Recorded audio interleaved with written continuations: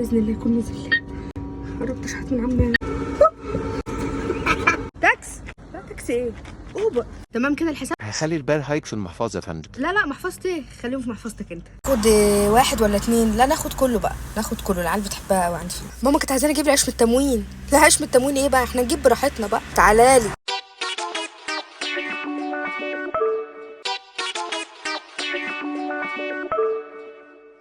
كتر بقى من اللبن عشان ماما بتحب اللبن. جيب كمان قرفة عيدان. طول عمري نفسي اجرب القرفة العيدان. نريح بقى ست الكل، كفاياها قوي كده تعب وشقة. زوم السهرة بقى وكده. اللي عايز حاجة ياخدها، ما تسألونيش، هاتوا على طول. تونة عشان الدايت بقى، بدل ما ننقي لملي كل دول على الكاشير. يلا عشان بس بتخلي في البيت عليهم كده عشان الحر بس. ربنا يخليني ليهم. حلوين دول قوي كده. بابا بيحب الشاي.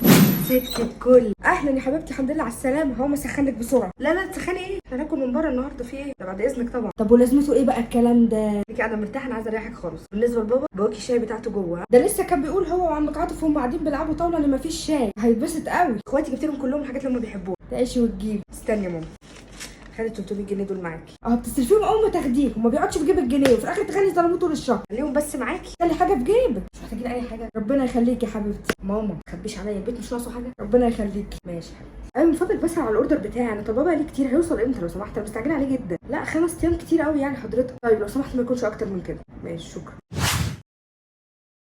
يا اسطى استنى. طب اروح ازاي دلوقتي؟ بقول لك لو سمحتي معلش. اتفضلي. ممكن بس تاخديه حضرتك لاول الشارع بس؟ معلش دي فرد واحد. طب اروح انا. ترى الراجل هيرضى يرجعه ولا لا؟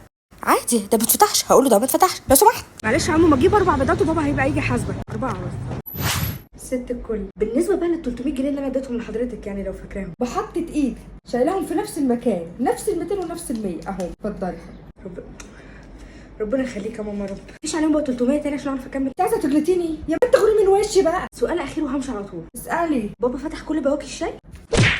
ده كده حلو قوي، ده كده حلو قوي. بس فلو تشوفيني مع حضرتك اي حاجه يعني لحد اخر الشهر بس. بنت انت حد مسلطك عليا؟ ما كانوش 300 جنيه دي ليه بتيجي تاخديهم 100,000 جنيه بعد كده؟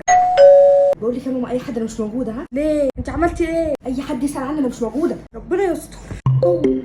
هو مندوب الشحن هو. الو. لا معلش مش هقدر استلم الاوردر. جدي توفى حضرتك. جدي توفى حضرتك. هستلمه ازاي بس؟ ينفع يعني العيله تشوف انا بستلم اوردر في ظروف زي دي؟ بس احنا عندنا مشاكل في العيله يعني، مش عايزه ادخل حضرتك فيها. معلش مضطر اقفل.